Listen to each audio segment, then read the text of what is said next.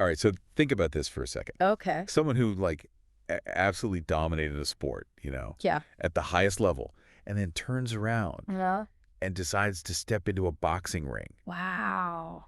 And then on top of that ends up becoming like Yeah. this beloved personality on TV, Right.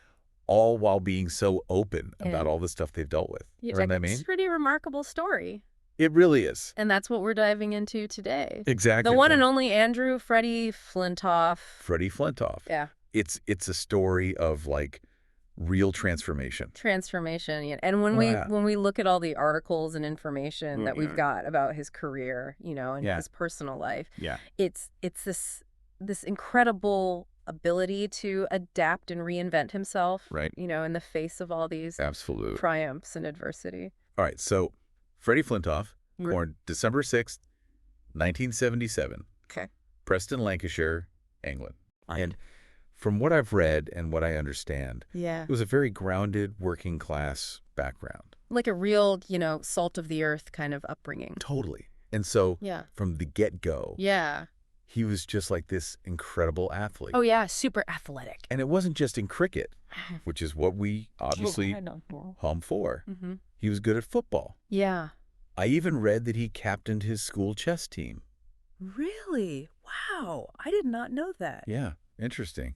But when it came down to it, it was cricket that really grabbed him. Cricket was the focus for sure. And I mean, his dad was a keen cricketer himself. That's right. Yeah. Big influence there, I'm sure. So that probably had something to do with it. Right. They say it starts at home, Totally. And even early on, you could just see that raw power. Oh, yeah. And his natural timing. Like it was just there. He was just a natural. Yeah. He wasn't super into school. Really? He made the decision to leave school at 16. Wow. To join the Lancashire Youth Cricket Academy. 16? That's young. To have that kind of focus, That's commitment right there. Right. Like he knew what he wanted. Yeah.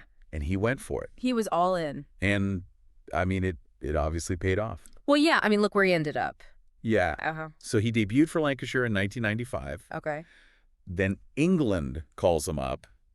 Yeah. In 1998 against South Africa. Big stage. And all of a sudden, he's got all this expectation. Oh, I bet. All this pressure. Right. Everyone's comparing him to Ian Botham. Oh, yeah, the inevitable Botham comparison. Like the big shoes to fill, right? Huge shoes to fill. But, those first few years weren't exactly a walk in the park. Not a fairy tale start. No, not at all. Right. So what happened? Well, it's interesting. Yeah. It's like a common story with these, really promising all-rounders. They come in, there's all this hype, all this expectation, and it puts so much pressure on them. Right. It's not always fair. No. And from what we've read, Freddie, he did have moments where his form dipped a bit. Okay. And he struggled with, keeping up that peak fitness, consistently. Right. And of course, the media being the media, they were all over it. Of course.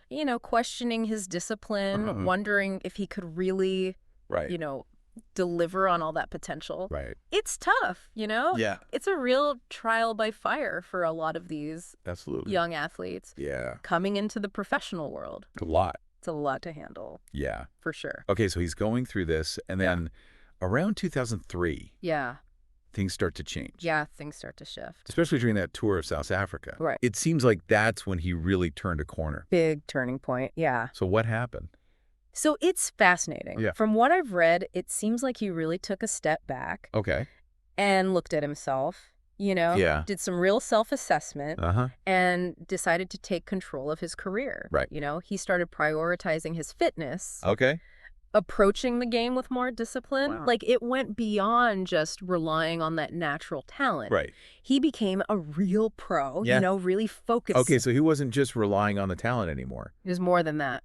He was putting in the work. He was putting in the work, yeah. And it showed. It showed big time. He started playing at this whole other level. Like a different level. Became the match winner everyone knew he could be. The guy who could single-handedly win games.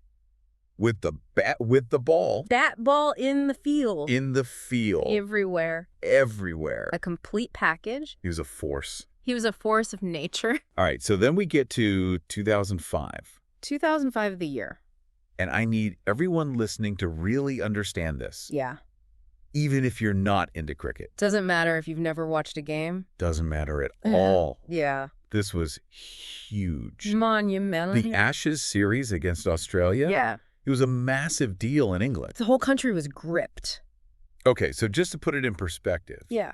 How important was this moment in Freddie's career? Oh, it was everything. And for cricket. And for cricket in England. I mean, look, this series, it went beyond just cricket. It was like this national obsession. Really? For years. Australia had dominated, and England finally had a team that believed they could win. Right. And Freddie, he was at the heart of it. Yeah. I mean, think about this. He scored over 400 runs. Wow. And took 24 wickets.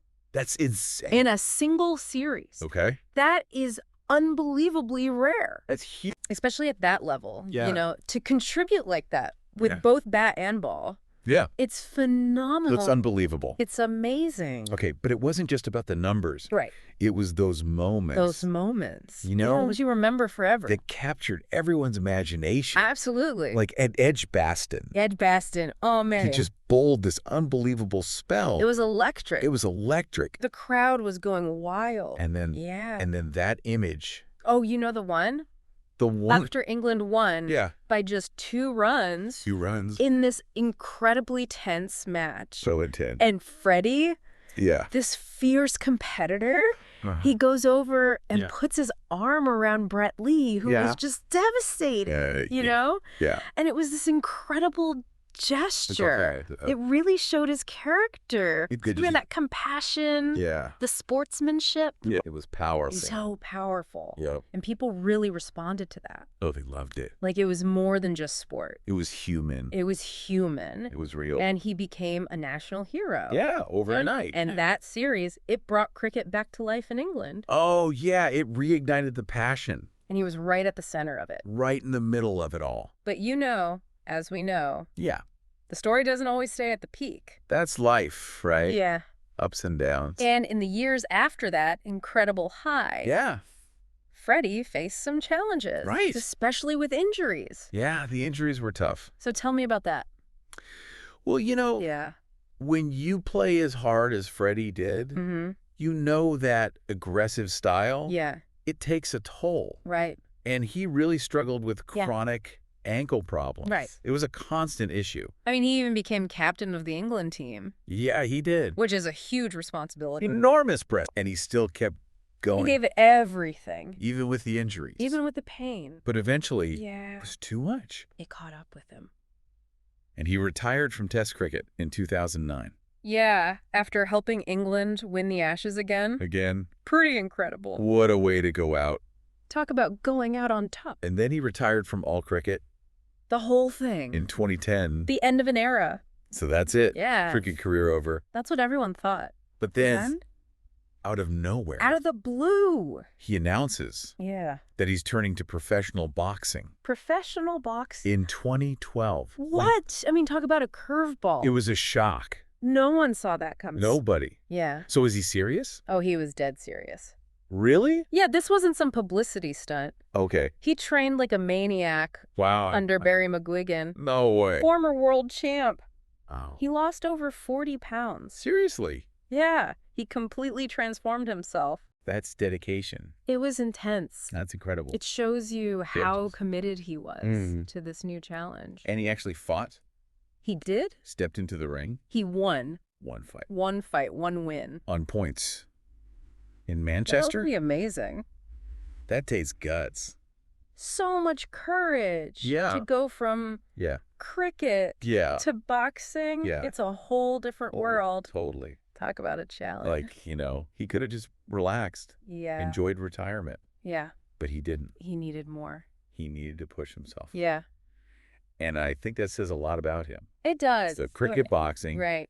And then he becomes this media personality. Yeah, he really embraced that world. And the thing that really stands out to me is how open he was. Oh, yeah. About his struggles. He didn't shy away from anything. So tell me about that. Well, you know, he talked publicly about his battles with depression and bulimia, which are conditions that unfortunately still carry a lot of stigma. Yeah, they do. Especially for men. Yeah, especially in sports. Exactly. In those hyper-masculine environments. And it was so important. So important. For him to talk about it. It made a difference. Because it helped to normalize those conversations. Yeah, break down those barriers. And he became this advocate for mental health. Yeah, a real champion for the cause. And it earned him a whole different kind of respect. Yeah, people saw a different side of him.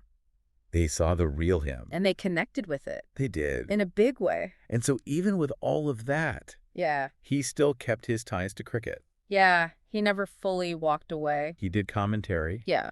And he mentored young players. Yeah, giving back to the game. Sharing his experience. Passing on the wisdom. Yeah. And not just about the sport, but about life. Yeah. About handling pressure. About being a good person. Exactly. He was involved with programs to get kids into sports. Yeah, promoting that healthy, active lifestyle. So it wasn't just about elite competition. It was about the bigger picture. It was about the benefits of sports. The benefits for everyone. So we've got this working class kid from Lancashire who becomes a global sports icon.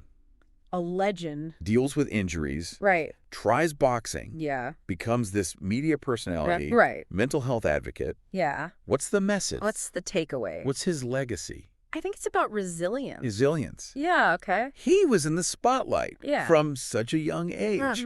He had incredible highs. Yeah. Crushing lows. But he always adapted. He kept going. Reinvented himself. Yeah. You know, he wasn't perfect. No one is. But he owned his flaws. Yeah. He learned from his mistakes. Yeah. And he kept moving forward. Always moving forward. And I think that's inspiring. It is. So I want everyone listening to think about this. Okay. Freddie Flintoff. Yeah. He had these huge wins. The highest of highs. He had to deal with injuries and personal struggles. Yeah.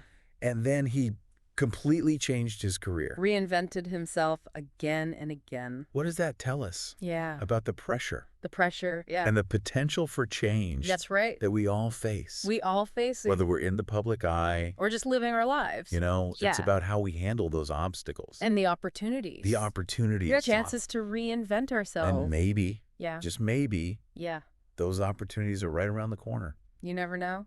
You never know. That's the beauty of it. That's the exciting part. It's all about the journey.